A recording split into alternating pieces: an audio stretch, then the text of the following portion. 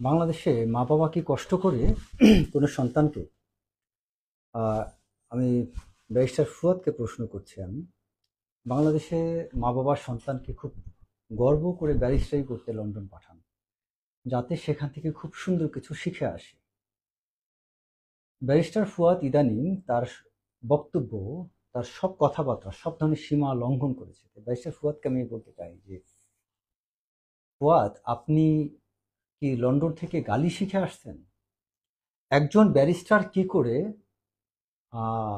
সরাসরি আপনার আ সে যেই হোক, এভাবে প্রকাশ্যে বক্তব্যের মধ্যেও এটার বাচ্চা, ওটার বাচ্চা, আমি সেই শব্দগুলো উচ্চারণ করতে চাই না। আপনারা অলরেডি সোশ্যাল মিডিয়াতে দেখছেন যে বাংলাদেশে একজন ব্যারিস্টার একজন সেনাপ্রধানকে গালি দিচ্ছেন কুত্তার বাচ্চা বলে। I coat unquote. সরি, এই শব্দটা আসলে আপনাদের না বললে বুঝবেন না। এবং তিনি সবাইকে গালিগালাজ করছেন। আচ্ছা ব্যারিস্টার ফুয়াদ, আপনি এই ২০২৩ সালের আগে ২০০৯ সালে কোথায় ছিলেন? ৮ সালে কোথায় কোথায় ছিলেন? আপনি ২০১৪ সালের নির্বাচনে কোথায় ছিলেন? ২০১৮ সালে ফুয়াদ কোথায় ছিলেন?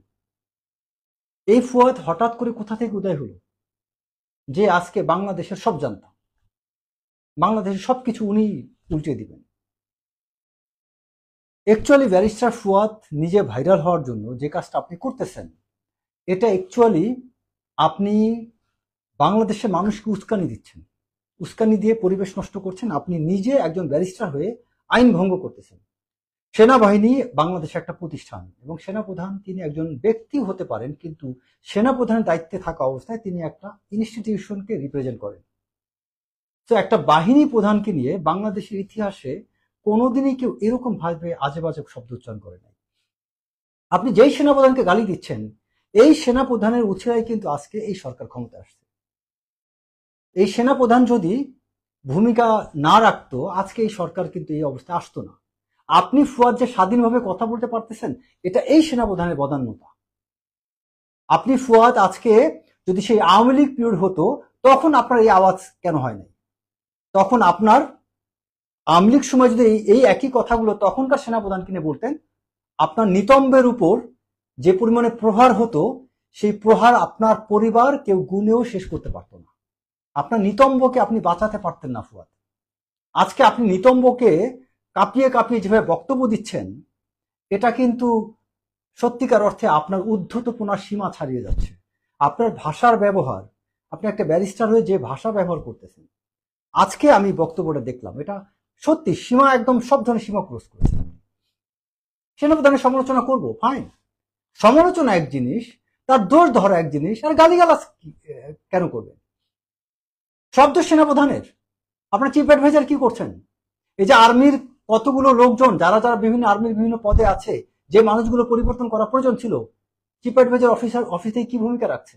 আমরা এতগুলো অফিসার যে ভিকটিম, এই অফিসারগুলো একটা অংশ তাদের কি বলা যায়, একটা তদন্ত সাপেক্ষে তাদের রিপোর্ট পাঠানো হয়েছে, তাদের ওয়েলফেয়ার বা তাদের বঞ্চিত হওয়ার কারণে তাদেরকে তাদের চাকরি পুনরুদ্ধার না হোক, তাদেরকে কিছু সুযোগ সুবিধা দেওয়া, স্বাভাবিক রিটায়ারমেন্ট দেওয়া, অনেকগুলো রিকমেন্ডেশন দিয়ে একটা ফাইল পাঠানো হয়েছে। আপনারা সেটা চিফ অ্যাডভাইজার স্বাক্ষর করেনি, এবং আরো অনেক অফিসাররা বাদ গিয়েছে, তাদেরকে নিয়ে আবার নতুন করে নাম পাঠানো, কোনো কিছু হয়নি। এখন পর্যন্ত একটা সেনা অফিসার রিটায়ার যারা আমরা আন্দোলন করেছি, একটা অফিসার বেনিফিশিয়ারি হয়েছে? আমরা একজন সেনা অফিসার বেনিফিশিয়ারি হয়েছি? সেনাপ্রধান কি আমাদের কাউকে কি বেনিফিশিয়ারি বানিয়েছেন? আমরা তো সহ্য করতেছি, কই আমরা তো সেনাপ্রধানকে গালি দিচ্ছি না, বা প্রতিবাদ করে যাচ্ছি। প্রতিবাদ করেন, সব দোষ কেন সেনাপ্রধানের উপর চাপিয়ে দিচ্ছেন? সমস্যাটা কোথায়? আপনি কি ভারতের টাকায় আপনি কি বাংলাদেশে নৈরাজ্য তৈরি করতে চাচ্ছেন? বাংলাদেশে খুব সহজে একটা ট্যাগলাইন তৈরি হয়ে যায়, কেউ এই ইউনূস সরকার হোক বা এনসিপি হোক, কারো বিরোধিতা করলেই তাকে আপনার ভারতের দালাল বানিয়ে দিচ্ছেন। আমার তো মনে হয় এই আপনার হচ্ছেন আসলে ভারতের দালাল, যারা বাংলাদেশে এই বিশৃঙ্খলা তৈরি করতেছে। আপনি খুব সুন্দর করে বলতেছেন যে সেনাপ্রধান বিরুদ্ধে এটা করবেন, হেন করবেন, তেন করবেন। একবার ভেবে দেখেন তো যে আপনি যা যা বলতেছেন এগুলো আইনসম্মত কিনা? আপনি সেনাবাহিনীর সাথে নিয়ে যেসব মন্তব্য করছেন, এটা মানহানি না? আপনি দেশে যেসব কথাবার্তা বলছেন, তাতে সেনাবাহিনীতে যদি কোনো কালে কু হয়, এটা আপনার উস্কানির কারণ হবে না? আপনি সেনাবাহিনীতে কু করার জন্য আপনি উস্কানি দিচ্ছেন, সেনাবাহিনী মানহানি করতেছেন, আপনি ব্যক্তিগতভাবে মানুষের মানহানি করতেছেন, আপনি বাংলাদেশের রাজনৈতিক অস্থিরতা তৈরি করতেছেন, আপনার বক্তব্যের মাধ্যমে বিভিন্ন ধরনের উস্কানি প্রকাশ পাচ্ছে। সো আপনি একজন আইনজীবী হয়ে, ব্যারিস্টার হয়ে আপনি এরকম লুস্টক কেন করতেছেন? এবং আপনি ফুয়াদ যেভাবে বক্তব্য দিয়ে যাচ্ছেন, এই বক্তব্যটা দিতে পারছেন এই সেনাপ্রধান ধৈর্যের পরিচয় দিচ্ছে তাই। এবং আমার খুব দুঃখ হচ্ছে, সেনাপ্রধান আমি জানি না আর কতটুকু দিন ধৈর্য ধারণ করবেন। আমি মনে করি আমাদের সাধারণ মানুষের যে দাবি সেই বিষয়ে সেনাপ্রধান সজাগ হবেন এবং আপনার মতো ফুয়াদের নিতম্বটা ঠিক মতো করে একটু উনি ঠিক মতো মেরামত করবেন। আদারওয়াইজ আপনার কথা থামবে না। আপনার কোনোভাবেই আপনি আপনার ভাষার ব্যবহার, আপনি কি বিশ্রী ভাষা ব্যবহার করছেন আপনি সোশ্যাল মিডিয়াতে। এবং আপনি ফুয়াদ, আপনি যেই দলটাকে রিপ্রেজেন্ট করেন, আপনি কি, আমি কিছুদিন আগেও বলেছি, এখনো বলছি, আপনার এই দলের চেয়ে বেশি ডিজে পার্টিতে লোক হয়। আপনি এই দলটা নিয়ে এত লাফালাফি করছেন কেন? আপনি হচ্ছেন জামাতের বি টিম, এটা সবাই জানে। এবং আপনি হচ্ছেন এই ফুয়াদ, আমি সবার উদ্দেশ্যে বলছি, আপনি ফুয়াদ হচ্ছেন আওয়ামী লীগের নতুন ভার্সন, সেই ঘাদানিক। আওয়ামী লীগ সেই শাহরিয়ার কবিরের মতো, তারপরে আরো কিছু নাস্তিক ছিল যাদেরকে সেই ঘাদানিক বানিয়ে বাংলাদেশে একটা নৈরাজ্য তৈরি করত। এই ফুয়াদ, আমি ঘোষণা দিচ্ছি, ব্যারিস্টার ফুয়াদ হচ্ছে আওয়ামী লীগের সেই ঘাদানিকের একটা নতুন রূপ। আপনি হচ্ছেন, আওয়ামী লীগ যেমন ঘাদানিককে দিয়ে জামাতকে, বিএনপিকে গালি দিত, ঠিক তেমনি এই ফুয়াদ হচ্ছে একটা ঘাদানিক টাইপ কিছু, যে ফুয়াদকে দিয়ে এই এনসিপি বা এই ইউনুস সরকার সেনাবাহিনী তথা যার বিরুদ্ধে তাদের ক্ষোভ আছে তাদেরকে গালি দেওয়াচ্ছে। একদম প্রিপেয়ার্ডলি ঘাদানিকের ভূমিকাটা কমপ্লিটলি এই ফুয়াদ পালন করছেন। আপনি খেয়াল করে দেখেন ফুয়াদের আদরের ভূমিকা কি। ফুয়াদের পিছনে কয়টা কর্মী আছে, কয়জন কর্মী ফুয়াদের সাথে আছে? ফুয়াদ একটা ইউনিয়নের মেম্বারই নির্বাচন করে নির্বাচিত হতে পারবে? বলে ঢাকার একটা ওয়ার্ড কাউন্সিলর হওয়ার মতো তার যোগ্যতা আছে? কোথায় ছিল এতদিন এই ফুয়াদ? কোথা থেকে হঠাৎ করে উদয় হলো?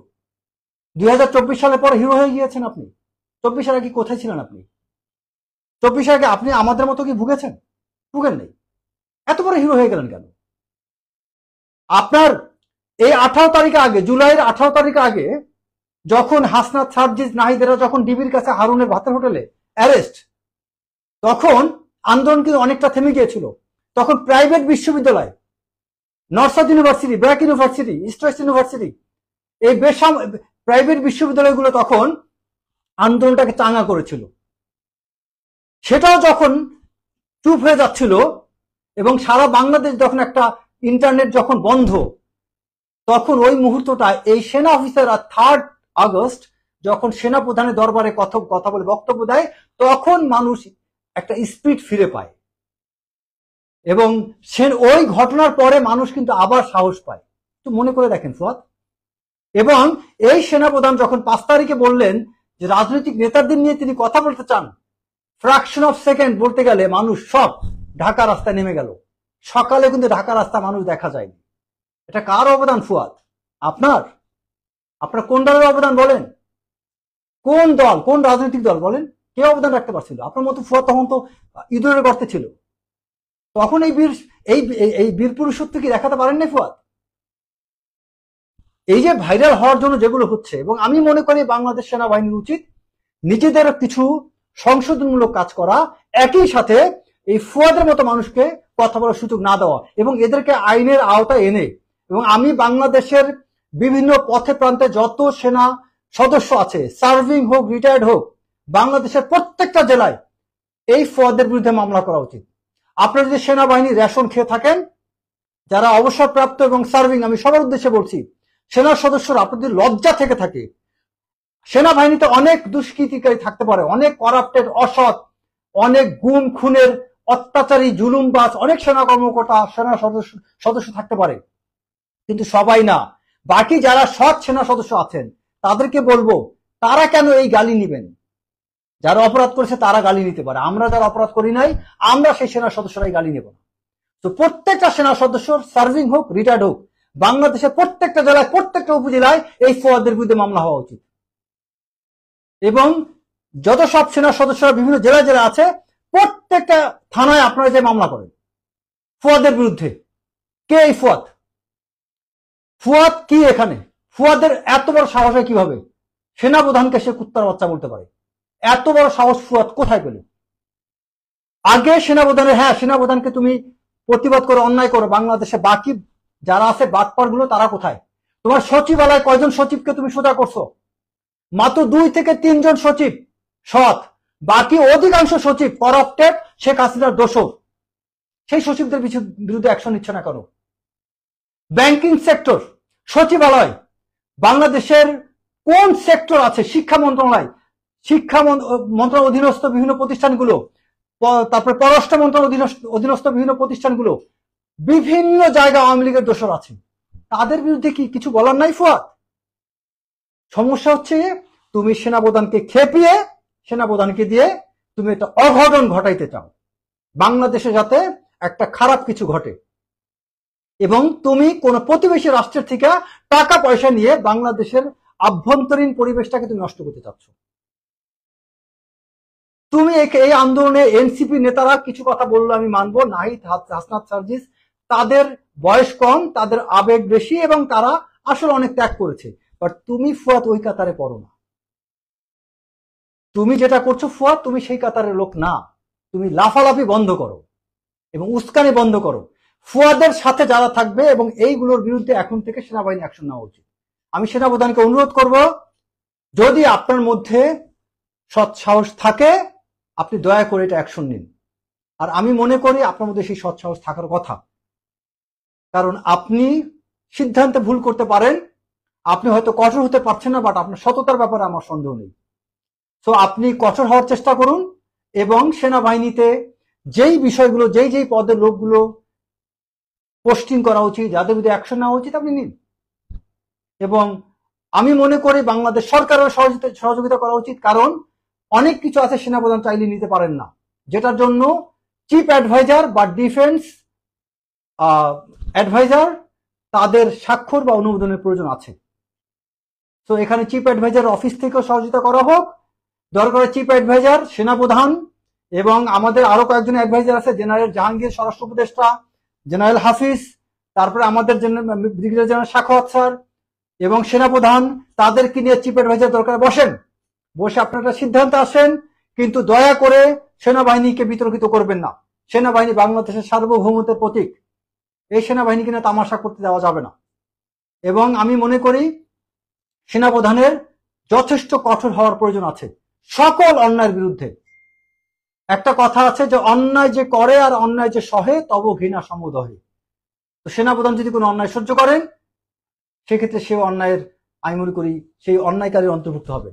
তো দয়া করে আপনি কঠোর হন স্যার। এবং ফুয়াদ তিনি যেসব বক্তব্য দিচ্ছেন এটা কোনো শিক্ষিত ভদ্র মার্জিত ব্যারিস্টারের কাছ থেকে কোনোভাবেই কাম্য না। এবং ফুয়াদের এইসব কথাবার্তা তার পারিবারিক মূল্যবোধকে বিতর্কিত করবে। তা আমি বিশ্বাস করি ফুয়াদের পরিবারের লোকজন যথেষ্ট শিক্ষিত বা তার পরিবারের সবাই অবশ্যই সম্মানী ব্যক্তি, তারা যেন ফুয়াদকে এই বিষয়ে তারা সঠিক জ্ঞান বুঝ দান করেন। এবং ফুয়াদ মাঝে মধ্যে বিএনপিকে নিয়ে একটু রসালো, জিয়াউর রহমানকে নিয়ে কিছু কথা বলেন, প্রশংসা করেন, এইটাও তার পলিটিক্যাল স্ট্যান্ডবাজি। কেন বিএনপি প্রশংসা করেন, কেন জিয়াউর রহমানের প্রশংসা করেন জানেন? যাতে তিনি তলে তলে বিএনপির একটা সমর্থন পান, যাতে বিএনপি তার বিরুদ্ধে খেপতে না পারে। কারণ উনি তো জিয়াউর রহমানকে নিয়ে চটকদার কথা বলেন, কিন্তু এই কথাগুলো আমরা অনেকেই বলেছি যেটা হয়তো কেউ জানেন না। আমি ফুয়াদের অনেক কথা আছে বিএনপি জিয়াউর রহমানকে নিয়ে বলেন, এগুলো আমি 2014-15 সালে অনেক লেখা দিয়েছি। কেউ যদি বিশ্বাস না হয় ফেসবুকে ঢুকে সার্চ দেন, জিয়াউর রহমানকে নিয়ে যে লেখাগুলো আমি 2015 সালে, 16 সালে, 18 সালে দিয়েছি, ওই লেখাগুলোতে যে কথা আছে ওই কথারই একটা অংশ ফুয়াদ তার বিভিন্ন বক্তব্যে বলেছেন। তো নাথিং নিউ। তো তুমি ফুয়াদ এই জিয়াউর রহমানকে নিয়ে, খালেদা জিয়াকে নিয়ে বক্তব্য করে ইমোশনাল ব্ল্যাকমেইল করো বিএনপিকে, বিএনপি নেতা কর্মীদেরকে তুমি যে একটু কি বলা যায় যে ব্রেন ওয়াশ করার চেষ্টা করো, তাদের মধ্যে একটা রং পারসেপশন দেওয়ার চেষ্টা করো তোমার সম্পর্কে, এটা ভুল। তুমি তলে তলে বিএনপির সাথে সবচেয়ে বড় শয়তানি করো, এটা বিএনপি বুঝতে হবে। এবং জামায়াত ইসলামী বি টিম হিসেবে তুমি কাজ করো সেটাও পাবলিক বুঝে, তুমি ঘাদানিক হিসাবে কাজ করো সেটাও পাবলিক বুঝে। ঘাতক দালাল নির্মূল কমিটি ছিল যেটা শেখ হাসিনা পিরিয়ডে, একটা ফ্যাসিস্ট।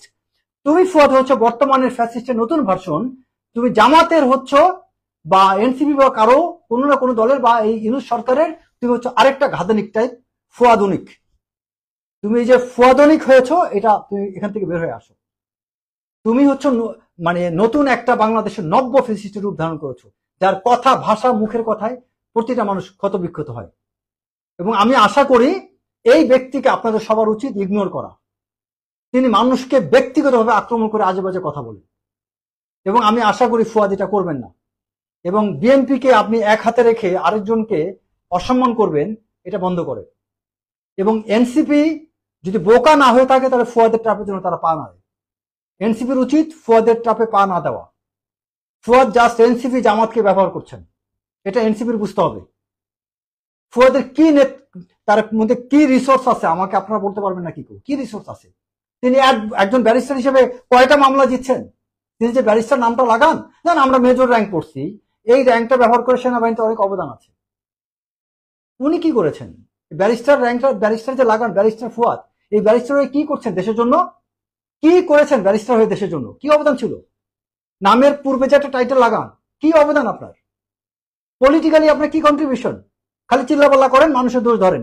শেখ হাসিনার মত আপনাকে সুযোগ করে দিয়েছে অপরাধ করে, আর আপনি সেই একই গীত গেয়ে যাচ্ছেন ঘাদানিকের মতো। ঘাদানিকরা সারাক্ষণ যেমন রাজাকার নিয়ে গল্প করতো, সারাক্ষণ খালি রাজাকার, সবকিছুর মধ্যে ঘাদানিকরা একটা রাজাকার খুঁজে বের করতো। ফুয়াদও সেই একই ঘাদানিকের মতো একই জিনিস নিয়ে আছে, খালি ফ্যাসিস্ট ফ্যাসিস্ট, শেখ হাসিনার দোষর, এই একই কথা। কিন্তু আপনার পলিটিক্যাল কন্ট্রিবিউশন কি? বাংলাদেশের রাজনীতিতে আপনি কোন একটা সমঝোতা করতে পেরেছেন? পারলে সেনাবাহিনীকে ভালো কাজ করতে সেরকম একটা বাধ্য করেন, সেনাবাহিনীকে দিয়ে ভালো কাজ করান। আপনার বক্তব্যে গালিগালাজ ছাড়া আপনার কোনো বক্তব্যে সেনাবাহিনী কোনো সিদ্ধান্ত নিয়েছে? কিছু ইম্প্যাক্টফুল কিছু করতে পেরেছেন ফুয়াদ? কিছুই না। আপনি কোন বক্তব্যে কি দুনিয়া উদ্ধার হয়েছে? বাংলাদেশ কি হয়েছে? আপনার একটা বক্তব্যে তো মনে হয় রাস্তাটা কুকুরও লড়ে না, আপনি চিল্লাপালা করেন। প্রেস ক্লাবের মোড় থেকে শুরু করে আপনার সেই কুড়িল বস্তি পর্যন্ত যদি চিল্লাপাল্লা করেন, একটা রাস্তার কুকুরও লড়বে না। আপনি যেই কুকুরের নাম নিয়ে মানুষকে গালি দিচ্ছেন, সেই কুকুর আপনার কথা লড়ে, তাহলে আপনি এত লাফালাফি কেন করতেছেন? দয়া করে এখানে থামেন। সবাই ভালো থাকবেন। আশা করি দেশটা একটা সুন্দর ভবিষ্যতের দিকে যাবে। এবং আমি আরেকটা জিনিস লাস্টলি বলবো, পলিটিক্সে অনেক কিছু হবে। প্রত্যেকটা পলিটিক্যাল পার্টি যার যার স্বার্থ দেখবে। জামাতের স্বার্থ দেখবে, জামাত নির্বাচন চাইবে না, এটাই স্বাভাবিক। কারণ সে ক্ষমতার স্বাদ ভোগ করতেছে। এখন জামাত জানে সে ক্ষমতা আসতে পারবে না, ক্ষমতায় নির্বাচন হলে বিএনপি ক্ষমতা আসবে, আর বিএনপি যদি ক্ষমতা আসে, ছোট ছোট দলগুলো তারা ক্ষমতায় যে এই স্বাদটা বর্তমানে যে স্বাদ পাচ্ছে, এই ফ্রিডমটা তারা পাবে না, যে কারণে তারা চাইবে না নির্বাচন। এটাই খুব স্বাভাবিক, এটা পলিটিক্যাল উইজডম, এটা মানুষ করবে। পলিটিক্যাল স্ট্যান্ডবাজি এটা মানুষ করবেই। তো আমাকে পলিটিক্যালি ফেস করতে হবে।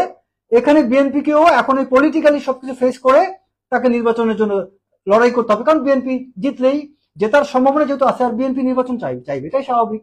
সেনাবাহিনী নির্বাচন চাইবে, কারণ তাকে ব্যারাকে ফেরত যেতে হলে নির্বাচন দরকার। সেনাবাহিনীর দায়িত্ব সংবিধান সংশোধন না, এটা পলিটিক্যাল নেতাদের দায়িত্ব। সেনাবাহিনীর দায়িত্ব হচ্ছে দেশের সার্বভৌমত্ব রক্ষা করা। তো সেনাবাহিনী একটা সিঙ্গেল লাইনে মোটা দাগে এক জায়গায় আছে। তো সে ব্যারাকে ফেরত যেতে হলে তার নির্বাচন লাগবে। বিএনপি ক্ষমতা আসার সম্ভাবনা আছে, তার নির্বাচন লাগবে। জামাত নির্বাচন হইলে সে ক্ষমতা হারাবে, জামাত নির্বাচন চাইবে না। এনসিপি নির্বাচন হইলে ক্ষমতা হারাবে, সে নির্বাচন চাইবে না। এবি পার্টি নির্বাচন হইলে এই ফুয়াদের মতো এরকম স্থানবাজি করতে পারবে না, তো সে নির্বাচন চাইবে না, এটাই স্বাভাবিক। আমরা সাধারণ জনগণ, আমরা হয়েছি ফুয়াদ ওই যে একটা গালি দেয়, আমরা হচ্ছি ওই গালিটা, অথবা ছাগলের 3 নম্বর বাচ্চা। দুইটা বাচ্চা ছাগলের দুধ খাবে আর একটা বাচ্চা লাফালাফি করবে। আমরা সাধারণ জনগণ হয়ে গেছি সেই রকম। সব পার্টিগুলো যে যার মতো মজা নিচ্ছে। আমরা জনগণ যারা কোনো পলিটিক্যাল পার্টিতে নাই, তাদের অবস্থা চিন্তা করেন আমরা কোথায় আছি। এবং সত্যি কথা, আমাদের এই মুহূর্তে সবচেয়ে বড় দুর্ভাগ্য হচ্ছে আমরা একটা অথর্ব অযোগ্য আমরা ক্যাবিনেট সেট পেয়েছি। উপদেষ্টা, প্রধান উপদেষ্টা, এরা খুব বাজে কাজ করতেছেন। এই chief adviser doctor Mohammad Yunus, তিনি যাকে চিনতেন তাকেই তিনি উপদেষ্টা বানিয়েছেন, বা তার বিশেষ সহকারী বানিয়েছেন, বা তার সদস্য, তার স্টাফ, বা তার কাছাকাছি যাদেরকে বসিয়েছেন, সবই তার চেনা জানা। এখন আপনি বলেন, বাংলাদেশে 18 কোটি জনগণের দেশ, এর মধ্যে আপনি হয় 1 লক্ষ লোককে চিনেন, বাকি 17 কোটি 99 লক্ষ লোকজন, এদের মধ্যে কি একটা যোগ্য লোক থাকতে পারে? এটা কি আপনার চিন্তায় নাই? আপনি যাদেরকে চিনেন তারাই খালি যোগ্য। তার মানে ডক্টর মোহাম্মদ ইউনূস বাকিদেরকে কেন নেননি? তিনি বিশ্বাস করতে পারেন। তিনি চেনা লোককে এই জন্য নিয়েছেন, তাদেরকে যোগ্য ভেবে নিয়েছেন তা না। তিনি যাকে বিশ্বাস করেন তাকে নিয়েছেন। তার মানে যেই লোক বাংলাদেশের আপনার 17.5 কোটি জনগণকে বা তার চেয়ে বেশি, বা যে লোক বাংলাদেশের 17,99,99,000 লোককে যে বিশ্বাস করে না, বাকি 1,000 লোককে যে বিশ্বাস করে বা 500-100 লোককে বিশ্বাস করে, তিনি বাংলাদেশ কি চালাবেন? তার সমস্ত কাজকর্মের ধরন, তিনি আমেরিকাতেই এখন আছেন। বাংলাদেশের শাসন ব্যবস্থার সাথে কোনো কিছুর সাথেই তার কোনো ওরিয়েন্টেশন নাই। এবং এই ডক্টর মোহাম্মদ ইউনূসের ব্যর্থতা আজকে চাপতেছে সেনাপ্রধানের উপর, যারা বুঝেন না। এবং আমাদের সেনাপ্রধান নিয়ে আমরা সামরিক কর্মকর্তা অনেক কথা বলি, সেটা ভিন্ন কথা, কারণ আমাদের ইন্টারনাল অনেক কিছু আমরা সেনাবাহিনীর কাছ থেকে, আমাদের যে মেজর জিয়া নামে একটা অফিসার আছে, যিনি এখন পর্যন্ত তার অনেকগুলো মামলায় এখনো স্মরণ হয়নি। তো এখন তাকে নিয়ে আমাদের দুঃখ যে কেন সেনাবাহিনী থেকে তাকে তার ব্যাপারে কোনো সহযোগিতা করা হয় না। আরো অনেক অফিসার আছে, আমরা অনেক কিছু করতে পারি। তুমি ফুয়াদ ভাই কেন লাফাচ্ছ? তোমার কি? যাই হোক, সবাই ভালো থাকবেন। খুব শীঘ্র যেন নির্বাচন হয়। আর সবাইকে সালাম রইল, সবাই দোয়া করবেন। আপনাদের মতামত আপনারা শেয়ার করতে পারেন, আমার এই লাইভটা আপনারা শেয়ার করতে পারেন যদি আপনারা মনে করেন। আমার কোনো আপত্তি নেই। Thank you. আসসালামু আলাইকুম।